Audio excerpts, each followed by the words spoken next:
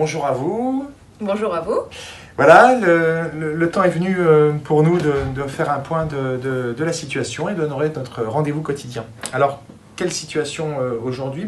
On va dire que l'épidémie se confirme et se rapproche sur notre territoire.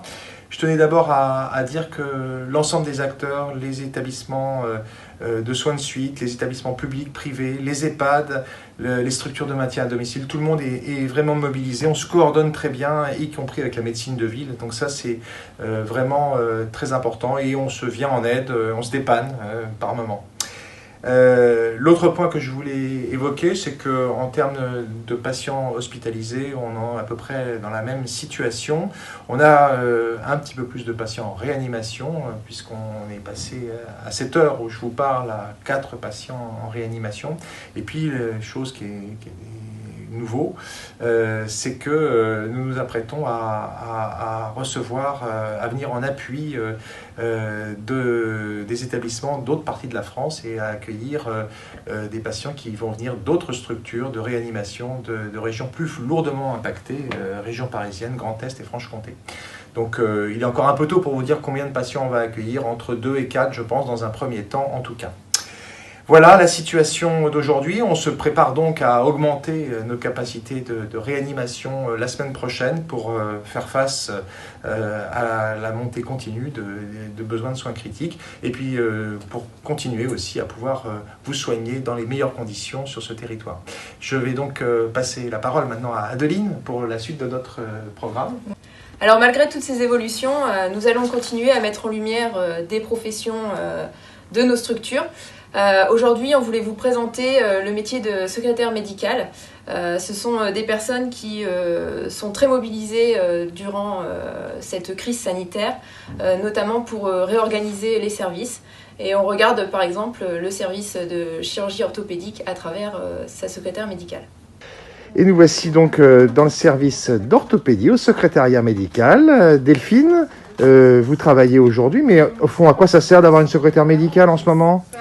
Eh bien, ça permet d'annuler toutes les consultations qui sont en cours, d'annuler toutes les interventions chirurgicales qui sont programmées à l'avenir. Et nous avons encore quelques consultations, notamment les suivis d'urgence, parce qu'on ne va pas laisser les gens avec les plâtres. Donc, on décommande, on annule et on fait en même temps les consultations. On assure des consultations, certaines. Les secrétaires médicales font un travail de l'ombre très important auprès des familles et des patients. Et si je veux avoir des nouvelles d'un patient qui est hospitalisé, que je ne peux pas aller voir, comment je fais ? Eh bien, vous nous appelez et on essaye de voir avec des soignants, des internes, qui pourront répondre aux différentes questions. Merci beaucoup et merci à toutes vos collègues et à tous vos collègues, parce qu'il y a aussi des garçons, au sein de nos établissements. À bientôt. Merci. Et maintenant, une autre secrétaire médicale dans un service différent, la réanimation, qui est aussi très sollicitée, notamment pour rassurer les familles qui, pendant le coronavirus, ne peuvent pas voir leurs proches. On regarde. Donc vous êtes en secrétaire médicale en réanimation. Comment ça se passe avec les familles en ce moment ? Donc pour les familles, c'est assez dur parce qu'il y a une rupture de contact qui est faite puisqu'ils ne peuvent pas les voir visuellement. Et le contact téléphonique est difficile avec les patients parce que les 3/4 du temps, les patients sont intubés, donc ne peuvent pas faire d'échange verbal. Donc c'est l'équipe de soins en fait qui donne les nouvelles aux familles et ça c'est pour les familles c'est vraiment très dur de ne pas avoir aucun contact en fait avec le patient. On vous remercie beaucoup, on vous laisse vous préparer pour cette phase active. Merci à tous. Le temps est venu maintenant de continuer à répondre à certaines de vos questions. Je rappelle que vous pouvez poser vos questions directement sur le site de C17 Info. J'essaye d'y répondre au fur et à mesure quand j'ai le temps, ce qui n'est pas toujours le cas. Alors, je les ai regroupées ces questions. Il y a encore des questions sur la chloroquine, alors je ne vais pas m'étendre sur le sujet. Je rappelle que cette molécule a été autorisée par le ministère dans certaines conditions de prescription.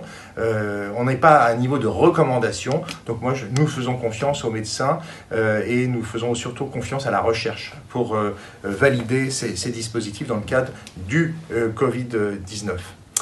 Vous nous demandez des informations sur d'autres territoires ou sur d'autres structures. nous ne sommes pas en capacité de vous les donner, pas plus pour la Vendée que pour la Saintonge, et vous le comprendrez. Vous nous posez aussi des questions un petit peu autour du mouvement de solidarité. Alors tout d'abord, une société pétrolière a annoncé qu'elle allait distribuer des bons pour le personnel.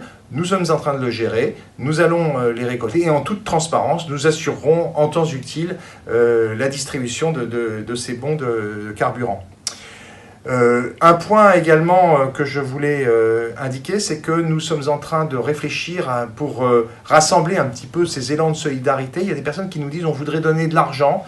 Alors, dans le cadre du groupe hospitalier, que ce soit à Rochefort, à La Rochelle ou dans les établissements, on ne va pas vous solliciter pour acheter du matériel. En revanche, on est en train de réfléchir sur une plateforme participative qui permettra de récolter des fonds qui seront destinés à améliorer le quotidien au travail de nos personnels. Je vais y revenir aussi sur des questions qui ont été posées encore sur les masques. Les masques, nous allons diffuser sur notre site les règles qui s'appliquent à l'utilisation des masques selon la profession. Sachez que sur notre groupe hospitalier, on est vigilant parce qu'on souhaite bien sûr pouvoir continuer à assurer l'approvisionnement de nos professionnels. Évidemment, certains souhaiteraient en avoir plus, mais on respecte ici les recommandations de nos unités d'hygiène. Et enfin, pour terminer, certains ont souhaité qu'on fasse un gros plan sur la psychiatrie. La psychiatrie, comme vous le savez, c'est plusieurs questions qui peuvent se poser. C'est comment est-ce qu'on assure à distance la prise en soin de personnes qui venaient dans nos centres médico-psychologiques, par exemple. On vous l'expliquera la semaine prochaine. Et puis aussi, comment est-ce qu'on se prépare éventuellement à ce que certains de nos patients hospitalisés puissent être atteints du coronavirus. Tout ça est en train de s'organiser. On pourra vous expliquer ça la semaine prochaine. Il nous reste bien sûr à vous souhaiter un bon week-end confiné, n'est-ce pas Adeline? Oui, bon week-end à tous.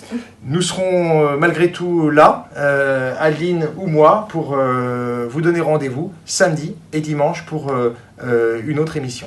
À bientôt. Au revoir.